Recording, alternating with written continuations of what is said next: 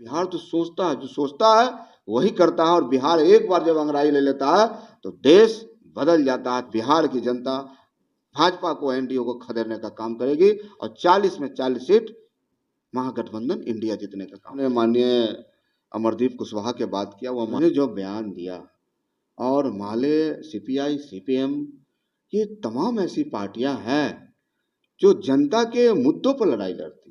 Bharatiya Janata party और NDA के तमाम नेता सिर्फ जुमलाबाजी करना, और इनके अलावा मोदी नाम के अलावा आखिर ये किस मुद्दे पर बिहार की जनता के बीच जाएंगे? सम्राट चौधरी कौन है?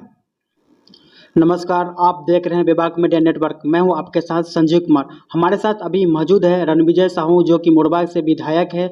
सर, हमारे चैनल पे बहुत बहुत स्वागत है। बहुत बहुत धन्यवाद। सर, जिस तरीके से 15 अगस्त को नरेंद्र मोदी का जो लेक्चर था, भाषण था, उसमें परिवारवाद, भ्रष्टाचारवाद, जिस तरीके से रोजगार के बाद उन्होंने कुछ बात नहीं कही है, और जो कि 2024 में आने वाले इलेक्शन है, सर उनके बारे में आप क्या कहना है? देखिए, माननीय प्रधानमंत्री जी मोदी जी जो स्वतंत्रता दिवस के अवसर पर देश को संबोधित कर रहे थे, लोगों को काफी निराशा लगी। उन्होंने परिवारवाद पर बात उठाई। तो बिहार पूछता है, देश पूछता है, राष्ट्रीय जनता दल पूछता है, और बिहार और देश के तमाम विपक्षी एकता पूछता है कि मोदी जी, क्या आपने परिवारवाद उठाया राजनाथ सिंह के बेटे पंकज सिंह के बारे में? आपके ही कैबिनेट के अनुराग ठाकुर जी, आपके ही कैबिनेट के पीयूष गोयल जी, और आपके ही सहयोगी पार्टी एनडीए के पार्टनर चिराग पासवान के बारे में, आपके ही पार्टनर सहयोगी दल संतोष मांझी जी। तो कई ऐसे परिवारवाद की चर्चा अगर हम करें, बिहार की बात करें, तो सम्राट चौधरी कौन है? बिहार के प्रमुख हैं, भाजपा के प्रदेश अध्यक्ष हैं। हम बात करें डॉक्टर संजय जायसवाल साहब, जो बेतिया के माननीय सांसद हैं। हम बात करें रविशंकर प्रसाद जी, जो पटना के सांसद हैं, पूर्व मंत्री हैं। हम बात करें सीपी ठाकुर जी का, जो विवेक ठाकुर उनके पुत्र राज्यसभा मेंबर हैं। हम बात करें नितिन नवीन जी का, जो बिहार सरकार के पूर्व मंत्री रहे हैं और बांकीपुर के माननीय विधायक हैं। दर्जनों ऐसे उदाहरण हैं। क्या उनके बारे में प्रधानमंत्री जी आप बोल रहे थे? बिहार की जनता और देश की जनता देख रही है। पिछले 10 वर्षों में यहाँ के नौजवानों को, यहाँ के किसानों को, यहाँ के युवाओं को आपने ठगने का काम किया। सिर्फ जुमलाबाजी से देश नहीं चलेगा। सर, उन्होंने कहा था कि 2022 में किसानों का आय को दुगनी कर दी जाए, लेकिन क्या स्थिति है? किसानों का अभी भी सर जीरो टॉलरेंस की बात करते हैं। ये सब देखिए जुमलेबाजी है, और इनको तो सिर्फ मंदिर मस्जिद, हिंदुस्तान पाकिस्तान, हिंदू मुस्लिम और मोदी जी के नाम के अलावा कोई मुद्दा दिखता ही नहीं। अरे साहब, देश का मुद्दा है, रोटी का मुद्दा है, महंगाई का मुद्दा है, रोजगार की मुद्दा है, पलायन का मुद्दा है, किसानों को पानी देने का मुद्दा है। कई ऐसे अहम मुद्दाएं हैं जिस पर देश को चर्चा करने की जरूरत है। हम तो सैल्यूट करते हैं माननीय बिहार के उप मुख्यमंत्री जी तेजस्वी प्रसाद यादव जी को, जो बिहार को मुद्दों में लाने का काम किया।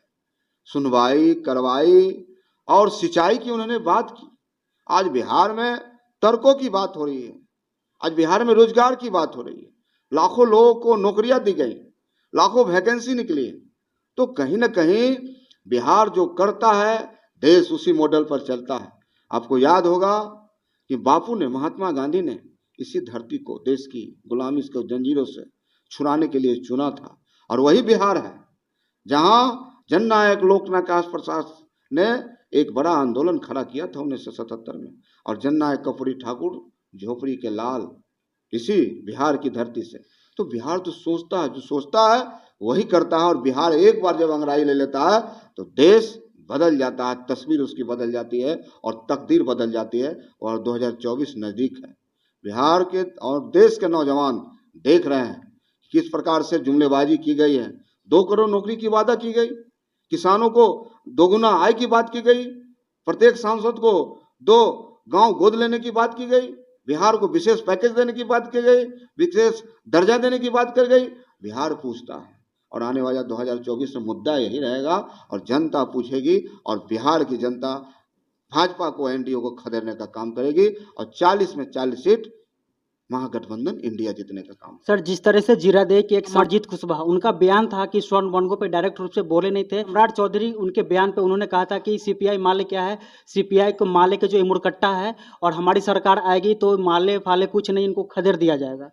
देखिए, आपने माननीय अमरदीप कुशवाहा के बात किया, वो माननीय विधायक हैं जीरादेई, और उन्होंने जो बयान दिया, और माले, सीपीआई, सीपीएम, ये तमाम ऐसी पार्टियां हैं जो जनता के मुद्दों पर लड़ाई लड़ती। आज भी गांव स्तर पर अगर हम बात करें तो जनता के जो बुनियादी मुद्दे हैं, चाहे अगर किसान की बात कर लें, चाहे हम सड़क की बात कर लें, चाहे भ्रष्टाचार की बात कर लें, तो हर मुद्दे पर ये लड़ने का काम करते हैं। और भारतीय जनता पार्टी और एनडीए के तमाम नेता सिर्फ जुमलाबाजी करना, और इनके अलावा मोदी नाम के अलावा आखिर ये किस मुद्दे पर बिहार की जनता के बीच जाएंगे और देश के जनता के बीच जाएंगे? सिर्फ एक नाम, मोदी जी। आपको जवाब देना होगा कि आपने रेलवे में, जो बिहार ने देश का सबसे बड़ा संस्था था, 17 लाख लोगों को रोजगार देती थी रेल, आज रेल में 11 लाख लोग रह गए। तो कहीं ना कहीं जो बेरोजगारी है का आलम है, नौजवान किसान आत्महत्या कर रहे हैं, इसके जवाबदेह कौन है? केंद्र सरकार, जो इनकी नीति है, जो इन्होंने वर्तमान शिक्षा नीति लाया 2020, नया पॉलिसी, साफ शिक्षा को ध्वस्त कर देना चाहते हैं, खत्म कर देना चाहते हैं। आप नहीं चाहते हैं कि गरीब का बेटा जो झोपड़ी में रहता है स्कूल की पढ़ाई पढ़े। पूरी तरह से निजीकरण और आरक्षण छीनना चाहते हैं। बिहार की जनता चिराग पासवान, खासकर दलित समाज के लोग, पासवान लोग, रविदास समाज के लोग चिराग पासवान से पूछना चाहता है कि आप किनकी गोद में बैठे हो?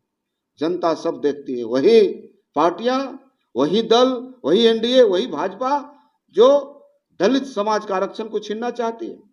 तो निश्चित रूप से जनता देख रही है, चिराग पासवान जी हो या जीतन राम मांझी हो, संतोष मांझी जी हो, तमाम अनुसूचित जाति दलित भाई, हमारे महादलित भाई देखने का काम कर रहे हैं। और जवाब तो चुनाव में ही जनता देती है, जनता सब देखती है, जवाब एक बार देती है, फैसला एक बार लेती है, और करारा जवाब देने वाली है। फैसला 2024 में दी। क्या सर आपको लग रहा है कि इस बार प्रधानमंत्री नरेंद्र मोदी का जो लाल किला से अंतिम बार झंडा तोलन था, इसके बाद विदाई दी जाएगी उनको? अरे माननीय राष्ट्रीय अध्यक्ष जी लालू प्रसाद यादव जी एक नाम नहीं है, एक विचारधारा है।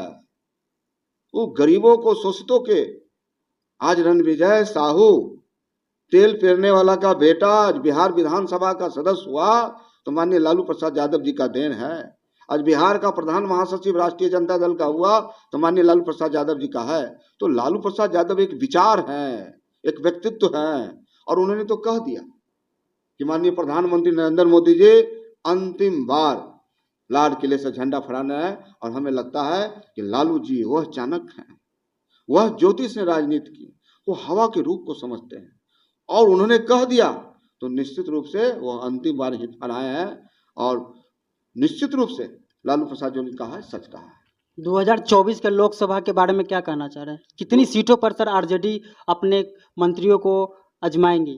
देखिए, मुद्दा एक है, मामला ये नहीं है कि हम कितने मंत्री को लड़ावें, कितने माननीय विधायक को लड़ावें। मुद्दा एक है, इस देश में कैसे लोकतंत्र की रक्षा होगी, इस देश में कैसे संविधान की रक्षा होगी, इस देश में कैसे संवैधानिक ढांचा पर जो हमला हो रहा है, उसका दुरुपयोग हो रहा है, उसको हम कैसे रोकें। सर, जिस तरह से जीरो टॉलरेंस की बात आप कर रहे हैं, सर 15 अगस्त को समस्तीपुर के मोहनपुर के ओपी के जो एसएचओ थे नंद किशोर यादव, उनको गोली मारकर हत्या कर दी गई सर। तो किस तरीके से जीरो टॉलरेंस की आप बात कर रहे हैं? देखिए, हमारी सरकार, माननीय नीतीश कुमार जी, माननीय तेजस्वी प्रसाद जी की सरकार न्याय के साथ, और यह सरकार किसी को फंसाती नहीं है। अभी तक सर 24 घंटा से ज्यादा हो चुका है, किसी का अरेस्टिंग का कोई वारंट अभी तक नहीं आई है और यह सरकार किसी को बचाती भी नहीं।